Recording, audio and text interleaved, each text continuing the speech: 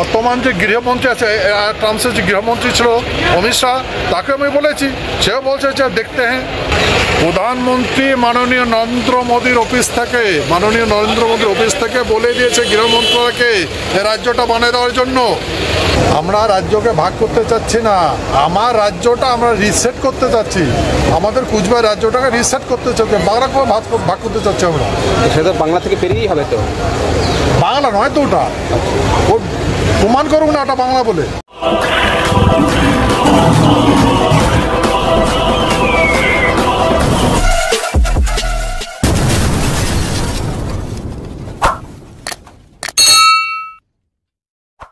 আর এবার যেদিকে নজর রাখতে হচ্ছে আরো বিস্ফোরক দাবি এবার অনন্ত মহারাজের। অনন্ত মহারাজ এবার দাবি করছেন যে স্বরাষ্ট্র মন্ত্রকে চিঠি পাঠিয়েছে প্রধানমন্ত্রীর দপ্তর এবং সেই চিঠিতে কোচবিহারকে আলাদা রাজ্য করার কথা বলা হয়েছে বলেও দাবি করছেন অনন্ত মহারাজ।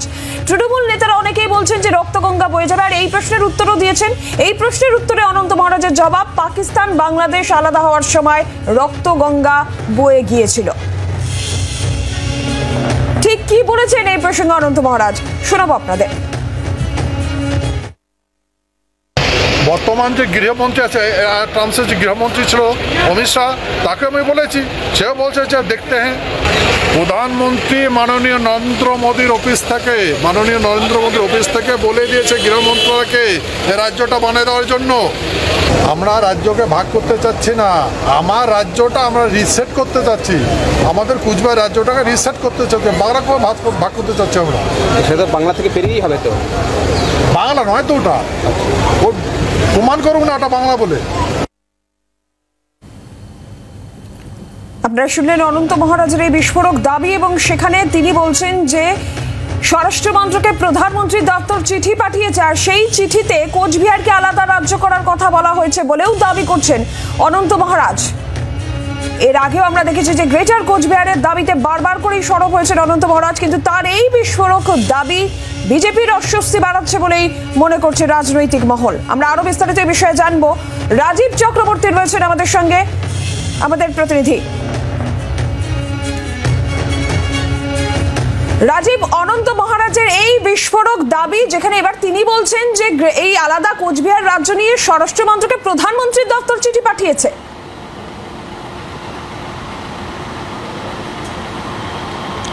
দেখো, অনন্ত মহারাজ যিনি বিজেপির রাজ্যসভার সাংসদ, তিনি সংসদে দাঁড়িয়ে বলছেন এবং বাংলা ভাষায় বলছেন যে কোচবিহার বাংলার অংশ নয়। এই অস্বস্তি বিজেপি রাখবে কোথায়, বিজেপিকে ভাবতে হবে। এবং অনন্ত মহারাজ এই বক্তব্য আজকেই শুধু বলছেন না, গতকালও একই কথা বলেছিলেন। কোন সময়টায় বলছেন, যখন সুকান্ত মজুমদার, যিনি রাজ্য বিজেপির সভাপতি, যিনি কেন্দ্রীয় প্রতিমন্ত্রী, দুটি দপ্তর তার হাতে রয়েছে, একদিকে যেমন শিক্ষামন্ত্রক, অন্যদিকে উত্তর পূর্ব উন্নয়ন মন্ত্রক।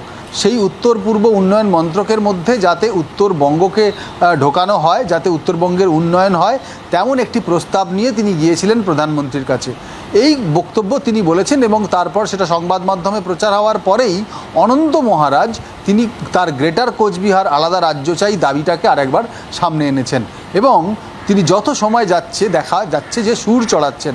আজকে তিনি বলছেন যে তিনি প্রধানমন্ত্রীর দপ্তর থেকে কেন্দ্রীয় স্বরাষ্ট্রমন্ত্রীর দপ্তরকে রীতিমতো লিখিত নির্দেশ দেওয়া হয়েছে যে আলাদা রাজ্য করে দেওয়া হোক কোচবিহারকে।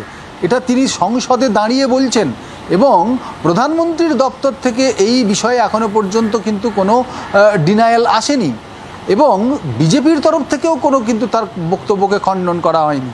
এই জায়গায় দাঁড়িয়ে অনন্ত মহারাজের এই বক্তব্য অত্যন্ত অত্যন্ত গুরুত্বপূর্ণ এবং তাৎপর্যপূর্ণ।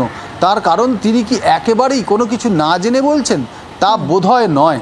তার কারণ অনন্ত মহারাজ তিনি বলছেন যে কোচবিহার বরাবরই বাংলার বাইরে, পশ্চিমবঙ্গে জোর করে কোচবিহারকে ঢোকানো হয়েছে এবং বাংলার মধ্যে কোচবিহার নেই। প্রমাণ করুন সংবিধান দিয়ে, আপনি ইতিহাস দিয়ে যে কোচবিহার বাংলার অঙ্গ।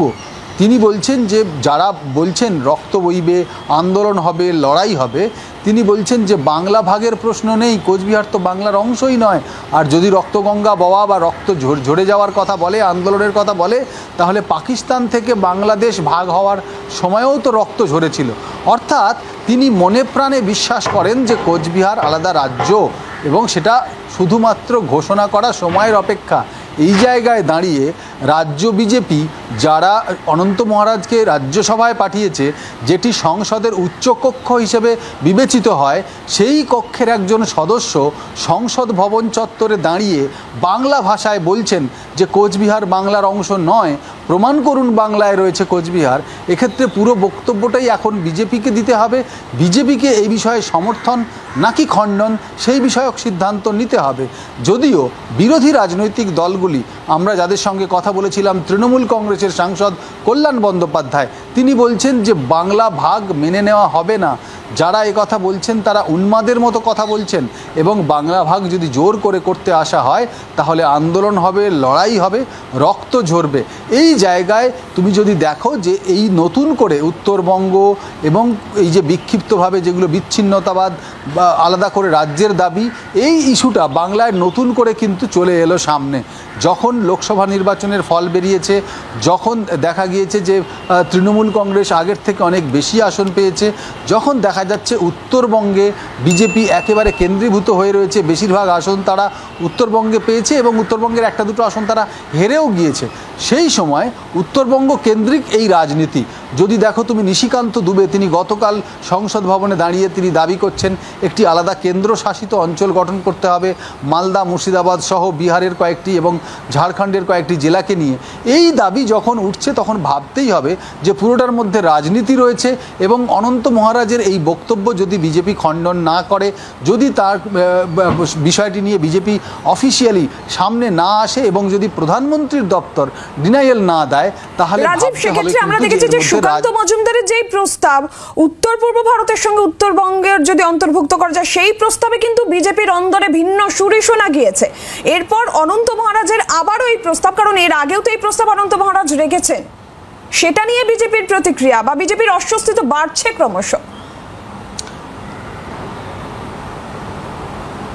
বিজেপির অস্বস্তি বাড়ছে। যদি তুমি যেমনটা বললে যে উত্তরবঙ্গকে আলাদা রাজ্য করার ব্যাপারে গতকাল আমরা দেখেছি রাজু বিস্ত তিনি দাবি জানিয়েছেন, জয়ন্ত রায় জলপাইগুড়ির সাংসদ তিনি দাবি জানিয়েছেন, আরও কয়েকজন সেই দাবি একাধিকবার জানিয়েছেন, নিশীথ প্রামাণিকও সম্ভবত সেই দাবিই বোধহয় জানিয়েছেন। কিন্তু এই জায়গায় দাঁড়িয়ে বিজেপির মুখপাত্ররা, বিজেপির নেতারা তারা বলছেন যে এই দাবি তারা জানাতে পারেন, উত্তরবঙ্গ বঞ্চিত, সেই জায়গা থেকে তারা দাবি জানাচ্ছেন, কিন্তু বিজেপির এটা মত নয়, বিজেপি বাংলা ভাগের পক্ষে নয়। এই যখন বিজেপি এই দাবি জানাচ্ছে উত্তরবঙ্গ বিষয়ক, কিন্তু কোচবিহার নিয়ে বক্তব্যটা কি? অনন্ত মহারাজের কেন মুখ বন্ধ করা হচ্ছে না? অনন্ত মহারাজ কেন বলছেন যে বিজেপির তরফ থেকে ঠিক এই বিষয় নিয়ে কি বলা হয়?